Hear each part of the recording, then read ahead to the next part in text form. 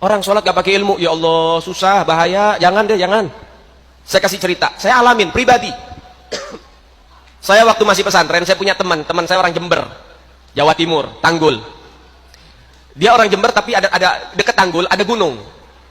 Ini orang Madura. Jadi hebat nih Madura nih. Kita main ke gunung tersebut, satu gunung dikuasain sama Madura, bayangin coba.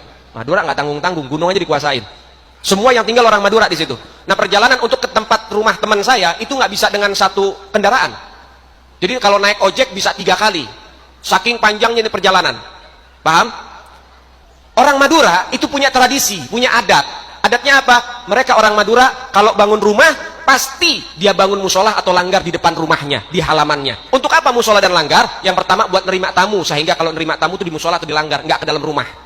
Yang kedua, kalau ada musafir pengen sholat, bisa langsung sholat di situ, nggak perlu ngerepotin yang ada di dalam rumah. Paham? Ini bagus. Dan juga di situ rumah, mau rumah paling besar, paling mewah, atau rumah paling gubuk sekalipun, tapi satu gunung di situ nggak punya kamar mandi. Kenapa? Dia punya kolam renang, di depan rumah itu sungai. Jadi aktivitas kamar mandi, mandinya di situ, wuduknya di situ, buang air di situ, cuci beras di situ. Itu kalau lagi orang-orang itu lagi ada, yang mandi, yang wuduk, yang buang air, yang cuci beras, itu beras bisa jadi nasi kuning tuh.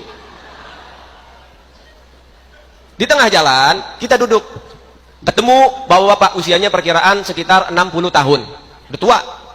Tapi orang Madura nih, biar tua tetap gagah. Kenapa? Jamu Madura gak ada duanya, saudara. Paham? Gagah masih. Pak, numpang ya, istirahat di sini. Oh iya, silahkan, silahkan. Udah, kita kumpul-kumpul. Saya baru masuk di pondok, belum lama di pondok itu, liburan.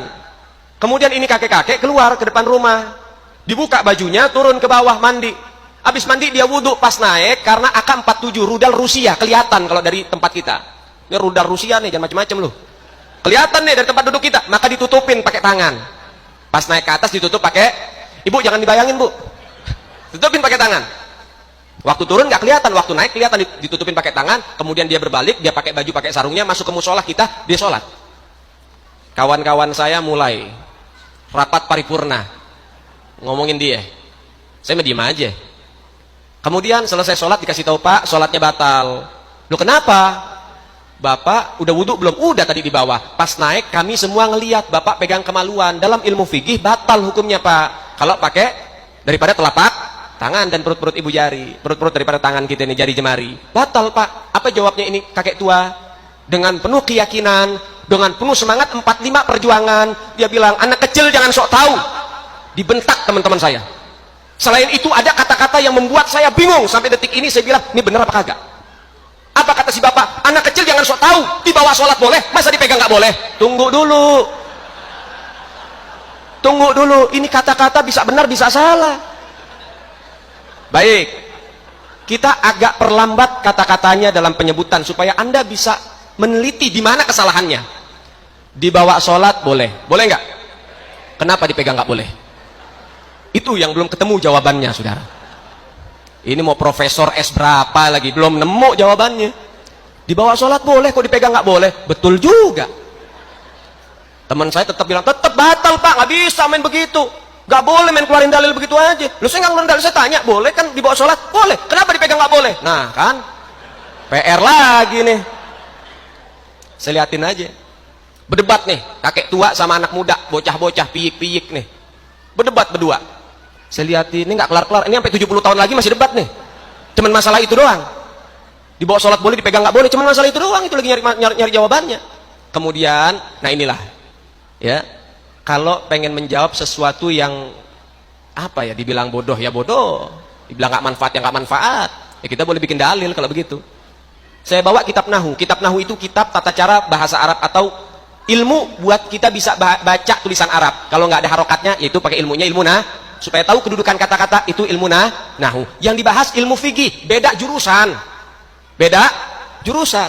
Yang satu fikih, yang satu saya bawa kitab Nahu, mani jurmiyah lagi. Yang tipis. Saya emang nggak bawa yang tebel-tebel, enggak, yang tipis-tipis aja. Kadang-kadang orang zaman sekarang kalau ngajar kitab tebel-tebel, tapi bab masalah sholat, masalah wudhu banyak berantakan kok. Tipis dulu, benerin tuh orang-orang masyarakat. Jangan ngelihat ada ustadz muda, ada habib muda ngajar kitab tipis, kiai-kiai ngoceh. Apaan tuh habib? Bisanya kitab tipis doang. Saya dong. Minhaj, saya dong, tafsir Jalalain, Masya Allah. Yang diajarin aja bingung. Kena minhaj, pusing palanya dia. Masya Allah. Saya bawa kitab Nahu. Saya bilang, Pak, Bapak betul, teman saya salah, saya dukung. Apa kata si Bapak? Nah ini baru pintar nih. Tuh, saya dapat ilmu baru. Apa? Ketika orang bodoh didukung, Anda akan dipuji oleh orang bodoh. Paham? Paham nggak? Itu sudah jelas. Anda dukung kebodohan seseorang, Anda tahu itu salah, Anda dukung, Anda dapat pujian. Yang puji orang-orang bodoh. Paham? Saya bilang, Bapak benar, teman saya salah. Nah ini nih, jelasin dek, jelasin dek. Wah, teman-teman saya bilang, Beb, mau ngapain lagi? Nyesatin orang katanya. Akhirnya saya bilang, Pak, kalau kita pengen bijak, Bapak betul, teman saya betul. Memang ada dua pendapat, Pak. Pendapat yang pertama, dibawa sholat boleh, dipegang nggak boleh. Itu teman saya betul. Tapi pendapat Bapak juga betul. Pendapat Bapak pakai pendapat yang kedua, dipegang boleh, tapi nggak boleh dibawa sholat. Bapak mau pilih mana? Loh, kalau saya, pendapat saya dipegang boleh, nggak batal wudhu, tapi nggak boleh dibawa sholat, terus bagaimana? Taruh di atas piring, Pak. Saya bilang, kalau Bapak taruh di atas piring, takut kan digondol kucing? Kata Bapak, enggak deh. Loh, terus takutnya apa? Lupa naruh. Oh iya, kan udah tua. Kadang orang kalau lupa naruh ingetnya setahun lagi, Pak. Kalau digondol kucing, kadang-kadang kucingnya masih lewat lagi, jadi masih bisa dapat. Kalau orang lupa, kadang-kadang setahun, udah 10 tahun baru inget. Masya Allah, itu yang ditakutin sama si Bapak umur 60 tahun, takut lupa naruh. Akhirnya saya bilang, ya terserah Bapak mau pilih yang mana. Mikir. Nah orang bodoh kalau disuruh mikir begitu, kayak orang pinter. Ya udah, saya ikut yang pertama, dibawa sholat boleh, dipegang nggak boleh. Selesai. Selesai kan Pak? Iya dek, selesai. Damai, damai. Gak ada dendam? Gak ada. Kata teman-teman saya, pinter ye Ali. Kalau orang Jawa ngomongnya ye. Pinter itu ya Beb, bisa aja. Nah inti kalau nggak begini, sampai 70 tahun masih debat lu. Saya bilang, selesai. Tapi dari cerita ini apa yang bisa kita ambil? Yang bisa kita ambil dari cerita ini, lihat bagaimana sengsaranya orang yang tidak ngaji, yang tidak paham ilmu, maka dia merepotkan dirinya sendiri. Umurnya tadi berapa? 60 tahun. Baik. Berarti selama itu, dia bilang, saya ngelakuin begini dari kecil, semua orang kampung begini. Ternyata selama hidupnya dia sholat gak pernah sah. 60 tahun. Orang itu wajib sholat waktu balik. Balik itu ada dua kondisi. Kondisi yang pertama, maaf, keluarnya mani atau ihtilam, mimpi basah.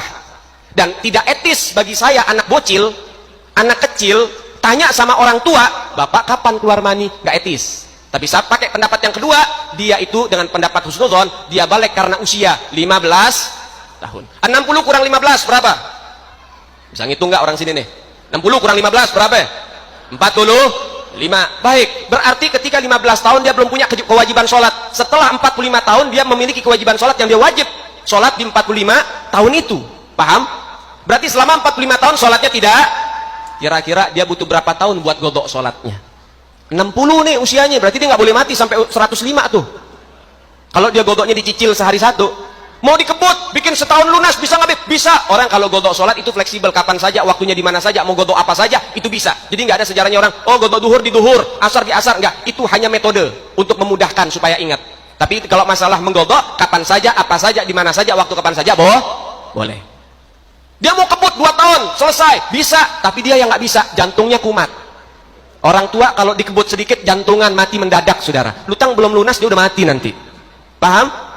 Nah inilah bahayanya, saudara. Kalau kita ibadah tanpa